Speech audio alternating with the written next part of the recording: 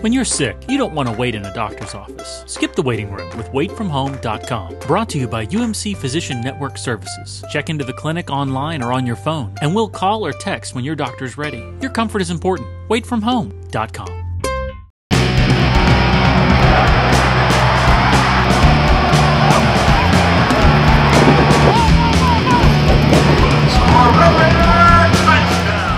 Welcome in, everyone, to RedRaiders.com. You're on the UMC Health System Avalanche-Journal postgame show. Zach Long, Nick Kosmider inside Jones AT&T Stadium in Lubbock, where Texas Tech has just dismantled New Mexico 49-14. And Nick, I say the word dismantle because it applies. Offensively alone, 325 yards rushing. That being said, Seth Daggy chucks a career-high 6 touchdown passes. Yeah, it was just absolute domination by the Texas Tech offense tonight. 702 total yards, and it all got started with Seth Daggy, who last week at Texas State, he ties a career record with 5 touchdown passes. He had that in one half tonight. He had 302 yards and 5 touchdowns by halftime. They let him go back out for the first drive of the second half. Immediately throws another touchdown pass to Jason Morrow. 3 of his TD passes went to Eric Ward, who wasn't even playing last week. No matter what they did on offense tonight, it worked for them. The running holes were huge. The offensive line did a great job of opening up holes. 325 yards is something that Tech hasn't seen around here in a decade. Right. You know, we'll get back to the offense, but we got to pay due respect to the defense as well.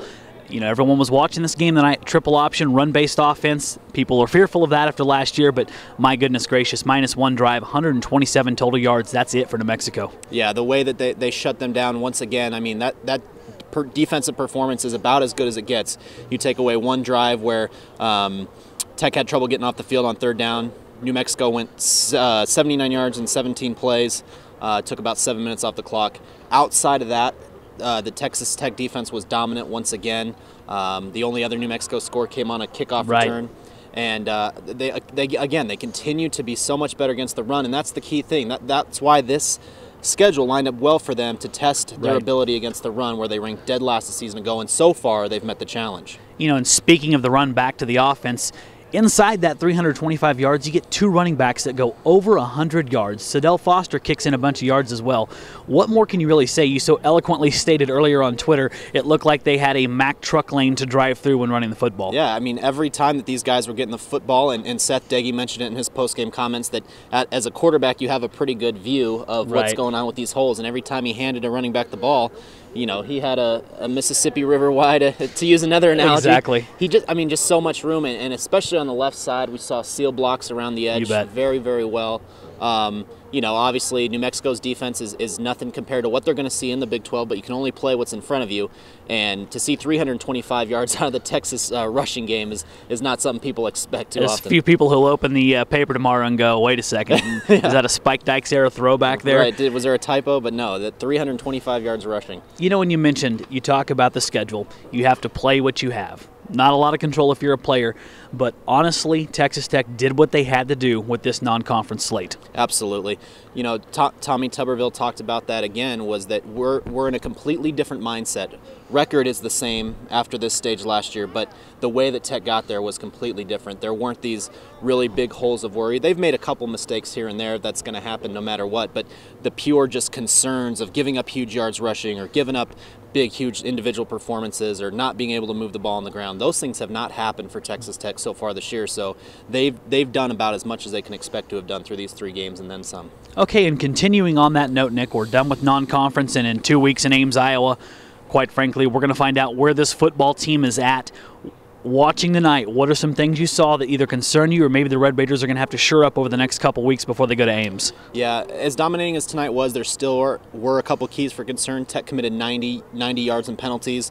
Can't do that. You can't cost yourself those opportunities in big games. Still not winning the turnover battle.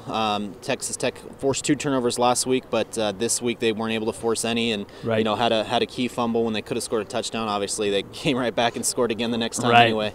But those are things. Gave up a kick return. Tommy Tuberville has expressed a little bit of concern with the special teams, and so giving up a 98-yard kick return is not something he wanted to see. So those are going to be a couple points of concern, and then just all together playing sound, playing disciplined football when that Big 12 conference schedule rolls around.